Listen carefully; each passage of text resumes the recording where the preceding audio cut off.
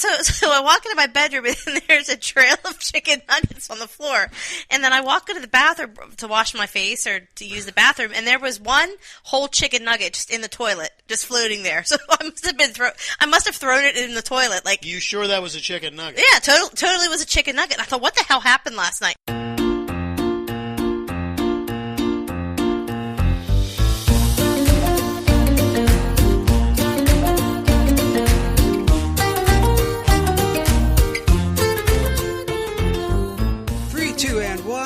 Everybody, it is episode 11 of the Upgroove podcast, now and forever known as We're Talking Here. Is that how we say it, though, Chris? We're talking here. We're talking. So you do it better than me. You do better Yinzer than me. Well, it's more of take on the Midnight Cowboy film, yes. Which never know seen Jill it. has never seen this, but Dustin Hoffman, famous line, I'm walking here. And she's never had a Shamrock Shake either. Well, this just disturbed me. No. How have you not had a Shamrock Shake? Well, I just learned. Chris just told me yesterday that they're not very minty because I avoid it because of the mint. It's not heavy on the mint. I mean, look, I'm not going to lie to you. There's a little mint there. Mm-hmm. But it's like a little banaka. It goes a long way. That's right. Yeah. But it's okay. mostly ice cream and milkshake is what you're tasting. And by ice cream, we mean we're not exactly sure what that is McDonald's putting into it, but yeah. It's cold and I'm being generous. Substancy like ice cream. You know, I will have one in time for the next podcast, and I will report. I'm just going into it thinking I'm not going to like it. Well, that's the defeatist attitude. No, I'll be honest. If I'd have thought that of the king cake, I would have never tried it. It ended up being true. delicious. That's right. Well, especially our version of the king cake. That's exactly the only one I've ever had. And that was disturbing. Yeah. By the way, was picked at by Tribune Review staff members as the day went on. That's impressive. Yes, so which proves if you drop anything in a newsroom that can be eaten, it will in fact be eaten. I would argue that probably just about any workplace, if you take anything in and it's edible, it'll be consumed. Everybody has a snack table. Absolutely. I'm curious. I wonder how much they truly picked at it. Well, there were like 5 portions of it gone. We were down to like a bottom layer. I don't know if that's encouraging or disturbing. Probably a little bit of both. Yeah. Well, if you have to go, I would go to upgroove.com and see if you can take a look at our king cake and see what these office mates So look at the version on the card in the video, right? But then half of that's gone. You got to watch how we put it together. That's the most disturbing thing. I was there when we put it together, and I was still disturbed by it. So, and that was the edited version. That didn't include the part where we had to pick up Chris off the floor drunk from all the rum, all the booze. Right. So this is We're Talking Here, episode 11. I'm Rob Rossi. I'm Chris Pastrick. I'm Jill Leonard. And we thank you for listening. Go to upgroove.com. Check out our site. We appreciate it. Also, you can download the app. Anywhere you download an app, you can download an app. So this is what you do. Hey, last podcast, you told us you were going to tell us a secret. Oh, that's What's right. Going on that's there? Right. So it's Lent. We're coming to you in the Lenten season. So I have a foolproof, guaranteed way to make sure you keep your Lenten promise. Okay, I got to hear this. Okay. Because you never do. So here's what you do. So like this year for Lent, I've given up dairy, right? Wow. And Coca-Cola. Well, you only have to give... And red meat. And shampoo with conditioner mixed in. And mint-flavored bubble gum. That's an easy one. And swearing. Okay, that's hard. Okay. Now, I think you broke that already. I was going to say, you already broke that exactly. last one. I've given myself 6 things to tell everybody. And they're like, wow, you give up a lot for Lent. I'm like, yeah, I'm a great Christian boy, but I only tell myself which one I'm actually giving up. But since I say this enough going in, I already have it in my mind that I'm giving these things all up for Lent. And as long as I just remember which one I'm actually giving up, I get to cheat and like fail on all of these other ones. And I time it so that by the end I'm like, I really only had to sacrifice anything for a week because I was eating all this other stuff along the way. I don't know if that's genius or just stupid.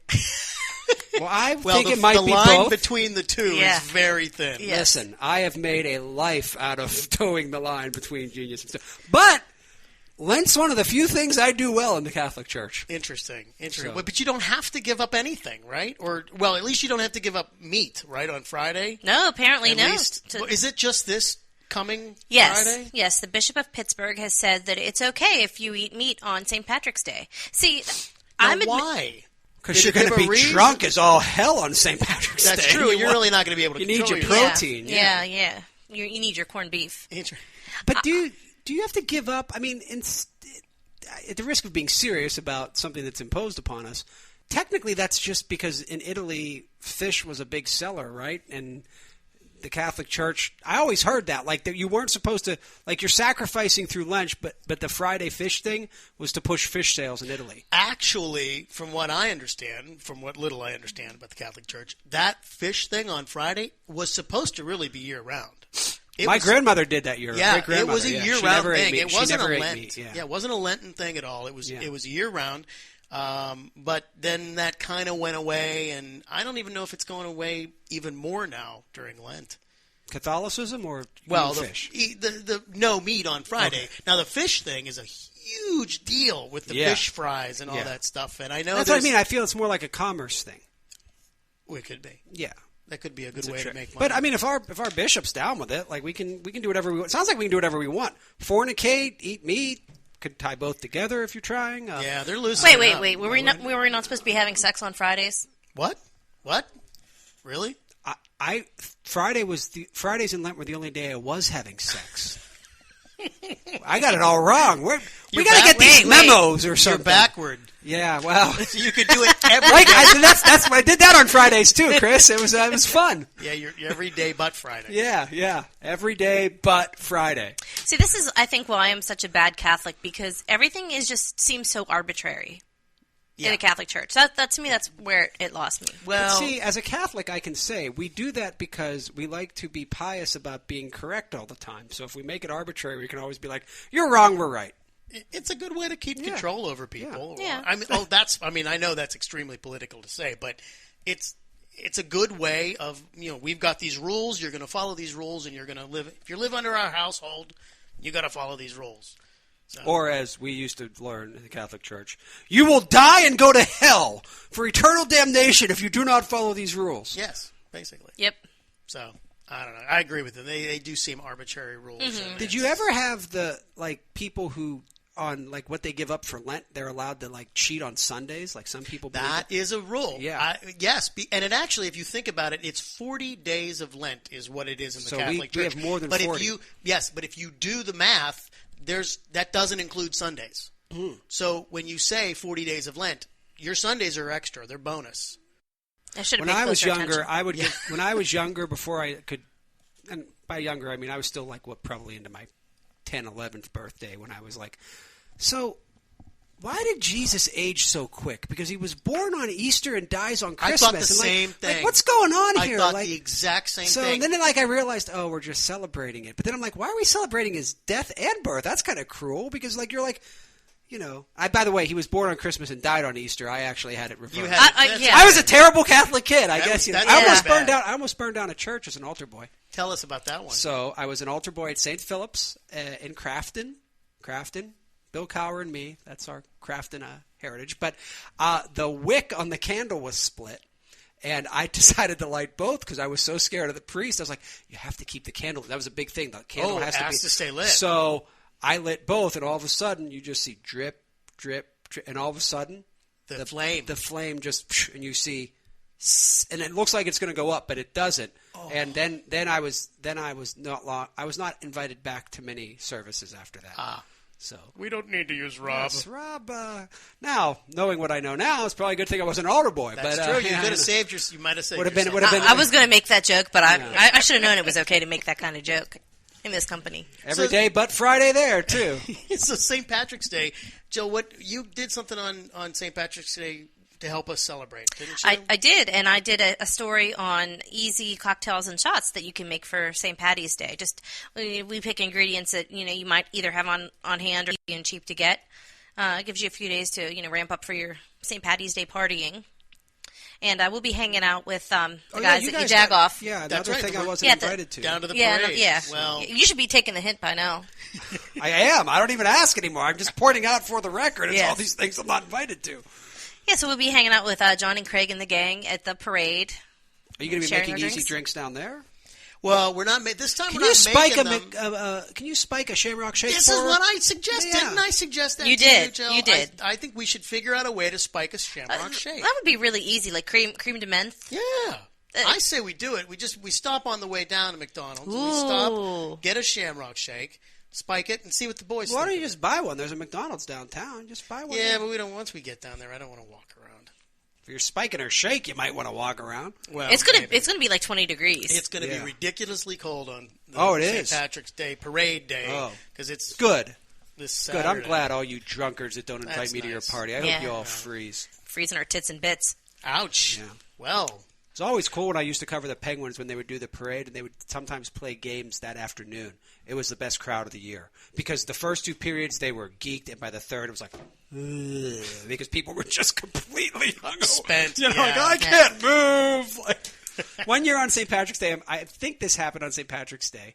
The arena's Zamboni bled out, like the fluid like broke, and so you got this crowd of like people that are like, yeah, and all of a sudden, like the game's played, like we're like delayed. when we're thinking like, well, definitely the guy's drunk. Like definitely the guy was like, that parade was awesome. Oh shit! It was just this like puddle of oil on me. Oh no! It was awful. So, but I was happy because like you guys all get to go have fun. I didn't, so screw you. Oh well, we didn't have fun yet, so No, yeah. who knows? Well, maybe, no, yeah. Maybe we're gonna go and we're not gonna like it. I think you'll like it. But I think if we go, we gotta take some of these tools that we did. We did this thing on tools that you can use for going around drinking. The first one was a leather beer holster, where you can hold your bottle of beer in your holster.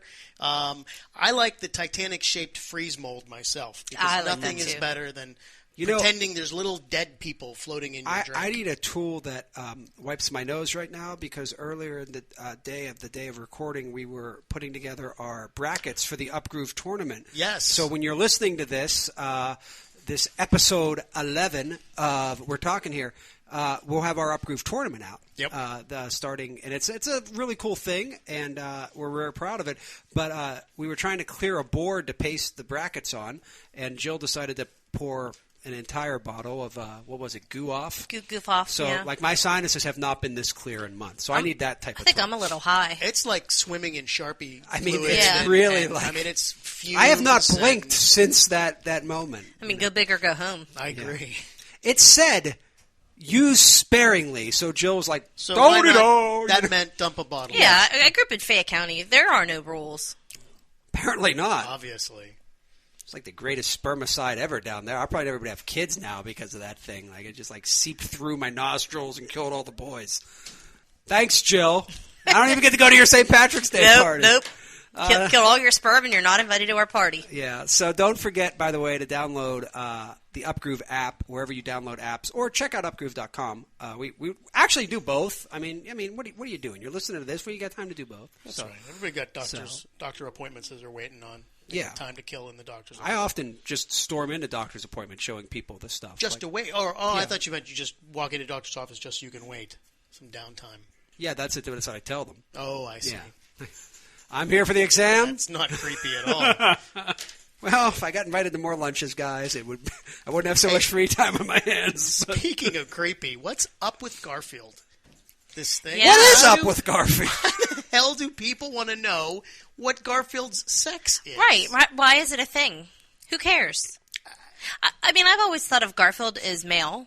And to be honest, Well, I mean, always thought it was. Yeah, I thought he always was a guy. Yeah, I It's a mean, guy's because- Who voice. thinks Garfield is not a guy? I don't know, but I mean, Garfield has always had Arlene, a girlfriend, and growing up in the '80s, that was if you had a girlfriend, then you were automatically a guy. It's not like that anymore, though. that's Obviously, true. Good point. So I think it's really come to the forefront that why does he have to be a guy? Why can't he be a So were woman? people arguing that Garfield was a lesbian, or what? Well, that he could be, or that she could be. I mean, insert your own joke here, but really? Yeah, that is part of the reason. That it's 2017 now. Why can't Garfield be a woman? I always thought Garfield was a guy because he made John his owner his bitch.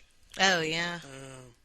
I thought he was a guy because he was so lazy. Women are not that lazy. Well, when he does the Guys Odie, are- that's not good. No. Plus, he had a girlfriend. Yeah, I just always assumed. But Garfield's you know an what? asshole. I gotta. So, yeah, Garfield's Garfield an is asshole. kind of an asshole. That's why he's a guy. I've never really thought about it until reading that card. Though. I agree Like, with I you. never. I was like, the same with like. I've never. Snoopy. What's next is Snoopy? See, I think Snoopy's more asexual. Oh my I- God, that just ruined. You Snoopy just said for the me. word sexual and Snoopy at the same Yeah. time. So, yeah, I agree. I mean, I guess I never thought about